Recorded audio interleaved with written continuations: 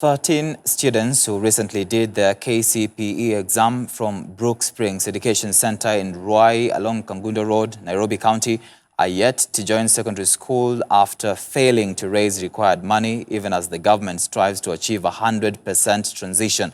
The school that was founded in 2014 has been supporting orphans, vulnerable children, and children from poor families in the society access education.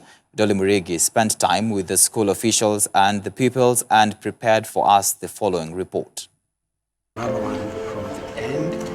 Giving a child the best in life is every parent's dream, but achieving this comes with, among other things, quality education. Obviously, a well-stocked school is a necessary tool for cementing a strong foundation for any child.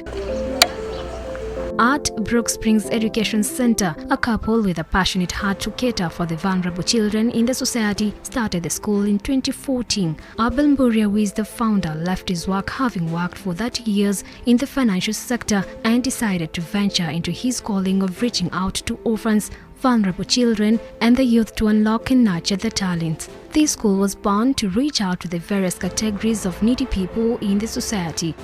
I decided to leave early and focus on how we can be able to help needy children. So in 2010, I decided to opt out of my employment, and we started on this project on this land which we had acquired earlier on, and took in the first pupils in the school.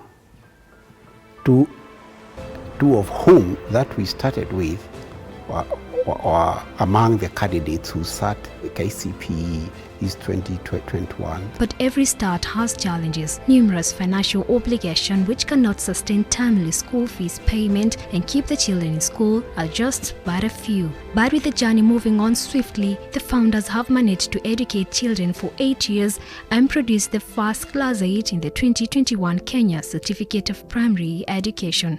We had a total of 25 kids in a young school of about 120 kids. But we struggled. We did everything we could to make sure that these kids got quality education, which is our motto.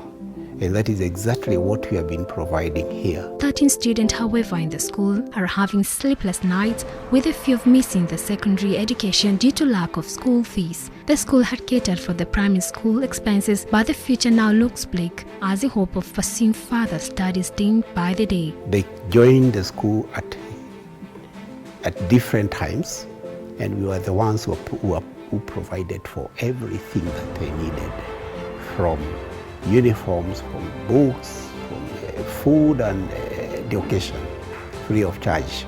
John Mashari scored 397 marks and was going to Shimolatewa Secondary School in Mombasa County, but financial challenges are hampering his dreams. The school has offered a lot of sponsorship to many pupils in this school, and if they can get support so that they can continue sponsoring other pupils, we can be glad with that.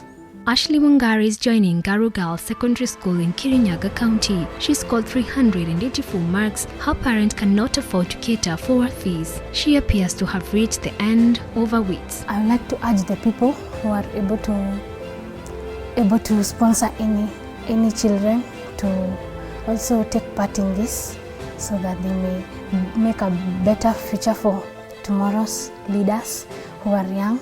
Here is Josephat Karanja. He scored 388 marks. His dream of pursuing secondary education is now hanging in the balance. So this school has helped me a lot in my education, because my parents were not able to cater for my education, so this school sponsored me.